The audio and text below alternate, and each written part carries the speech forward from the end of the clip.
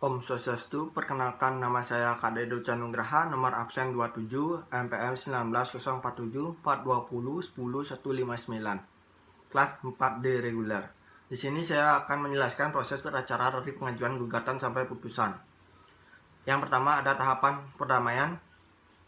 Pada perkara perceraian seperti cerai gugat dan cerai talak, hakim wajib mendamai kedua belah pihak perkara pada setiap kali persidangan pada pasal 56 ayat 2, 65, 82, 83 UU nomor 7 tahun 1989 dan selanjutnya jika kedua belah pihak hadir di persidangan dilanjutkan dengan mediasi perma nomor 1 tahun 2008. Kedua belah pihak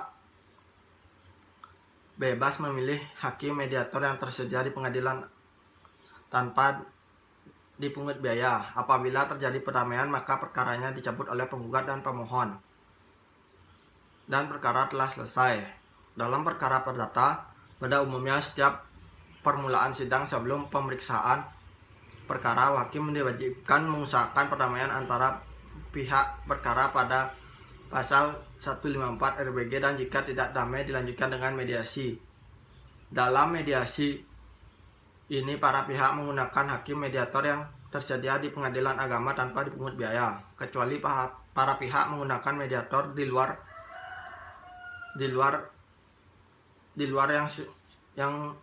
yang sudah mempunyai sertifikat, maka biayanya seluruhnya ditanggung kedua belah pihak berdasarkan kesepakatan mereka. Apabila terjadi damai maka dibuatkan akte perdamaian, akte van verlik.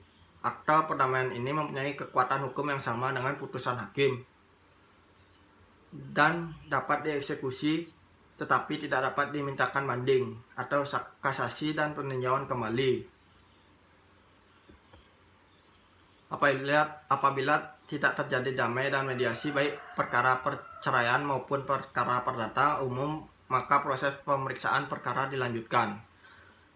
Yang kedua ada tahapan pembacaan surat gugat penggugat. Sebelum surat gugat dibacakan, jika perkara perceraian, hakim wajib menyatakan sidang tertutup untuk umum, sementara perkara perdata namun sidangnya selalu terbuka. Surat gugatan penggugat yang diajukan pengadilan agama itu dibacakan oleh penggugat sendiri atau salah satu seorang majelis hakim dan sebelum diberikan kesempatan oleh majelis hakim kepada tergugat memberikan tanggapan atau jawaban, pihak tergugat punya hak untuk mengubah, mencabut atau mempertahankan isi surat gugatannya tersebut. Apabila penggugat menyatakan tetap tidak ada perubahan dan tambahan dalam gugatannya itu, kemudian persidangan dilanjutkan dengan tahap berikutnya. Yang ketiga ada tahapan jawaban tergugat. Setelah gugatan dibacakan, kemudian tergugat diberikan kesempatan mengajukan jawaban baik ketika sidang hari itu juga atau sidang berikutnya. Jawaban tergugat dilakukan secara tertulis atau lisan pada pasal 158 ayat 1 RBG. Pada tahap jawaban ini, tergugat dapat pula mengajukan ekspresi atau tangkisan atau rekonvensi atau gugatan balik, dan pihak tidak perlu membayar panjar biaya perkara. Yang keempat ada tahapan replik penggugat. Setelah tergugat menyampaikan tahapan menyampaikan tergugat jawabannya, kemudian si penggugat diberi kesempatan untuk menanggapinya sesuai dengan pendapat penggugat. Pada tahap ini mungkin penggugat tetap mempertahankan gugatannya atau bisa pula berubah sikap dengan membenarkan jawaban bantahan tergugat. Yang kelima ada duplik tergugat. Setelah penggugat menyampaikan repliknya, kemudian tergugat diberikan kesempatan untuk menanggapinya, menyampaikan dupliknya. Dalam tahapan ini dapat diulangi sampai ada titik temu antara penggugat dengan tergugat.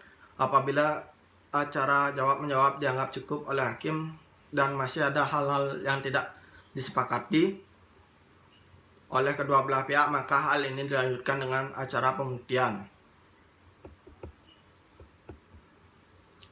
Yang kelima ada tahapan pembuktian. Pada tahapan ini penggugat dan tergugat diberi kesempatan yang sama untuk mengajukan bukti baik berupa bukti surat maupun saksi-saksi secara bergantian. Yang keenam, ada tahapan kesimpulan para pihak. Pada tahap ini baik penggugat maupun tergugat diberikan kesempatan yang sama untuk mengajukan pendapat akhir merupakan kesimpulan akhir pemeriksaan selama sidang berlangsung menurut pandangan masing-masing. Kesimpulan yang disampaikan ini dapat berupa lisan dan dapat pula secara tertulis. Yaitu ada tahapan musyawarah majelis hakim. Rapat pemusyawaratan majelis hakim bersifat rahasia pada pasal 19 ayat 3 nomor 4 tahun 2004. Dalam rapat pemusyawaratan majelis hakim, semua hakim menyampaikan pertimbangannya atau pendapatnya baik secara lisan maupun tertulis. Jika terdapat perbedaan pendapat, maka diambil suara terbanyak dan pendapat yang berbeda tersebut dapat dimuat dalam putusan dissenting opinions. Yang terakhir ada tahapan putusan hakim. Setelah selesai musyawarah majelis hakim sesuai dengan jadwal sidang, pada tahapan ini dibacakan putusan majelis hakim. Setelah dibacakan putusan tersebut, penggugat dan tergugat berhak mengajukan upaya hukum banding dan dalam tenggang waktu 14 hari setelah putusan diucapkan. Apabila penggugat dan tergugat tidak hadir saat dibacakan putusan, maka jurusita pengadilan agama akan menyampaikan isi atau amar putusan itu kepada pihak yang tidak hadir dan putusan baru berkekuatan hukum tetap setelah 14 hari amar putusan diterima oleh pihak yang tidak hadir. Sekian dari video saya. Jika ada salah kata mohon dimaafkan. Om Santi Santi Santi Om.